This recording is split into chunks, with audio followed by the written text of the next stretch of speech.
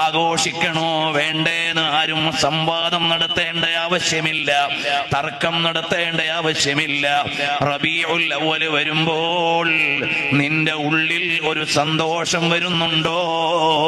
നീ ആഘോഷിച്ചോ. ആ സന്തോഷം മഹബ്ബത്ത് കൊണ്ട് യാന്ത്രികമായി വരുന്ന സന്തോഷമാ. ഉമ്മാനെ സ്നേഹിച്ചത് നിയമം മൂലം പഠിച്ചത് കൊണ്ടല്ല, ഉപ്പാനെ സ്നേഹിക്കുന്നത് നിയമപുസ്തകത്തിൽ നിന്ന് പഠിച്ചതല്ല.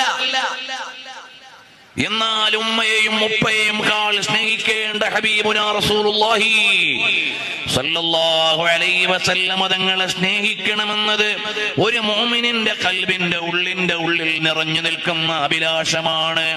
അഹ്യാ റബീഅൽ ഖൽബി ശഹറുൽ മൗലിദി. ഇത് ഹൃദയത്തിന്റെ വസന്തമാണ്, ഹൃദയമുള്ളവരുടെ ആഘോഷത്തിന്റെ മാസമാണ്. മദീനയോട് ചേർന്ന് ഹൃദയമുള്ളവരെ റബീഉൽ അവ്വൽ വരുമ്പോ ആരും പറയാതെ ഉള്ളിൽ വെളിച്ചം വരും, ആരും പറയാതെ ഉള്ളിൽ ആഘോഷം വരും, ആരും പറയാതെ നബി കീർത്തനത്തിന് ഹൃദയം ഒരുങ്ങും, വീടൊരുങ്ങും. അപ്പോൾ റബീഉൽ അവ്വൽ വരുമ്പോൾ നിങ്ങൾ ആഘോഷിച്ചോളൂ.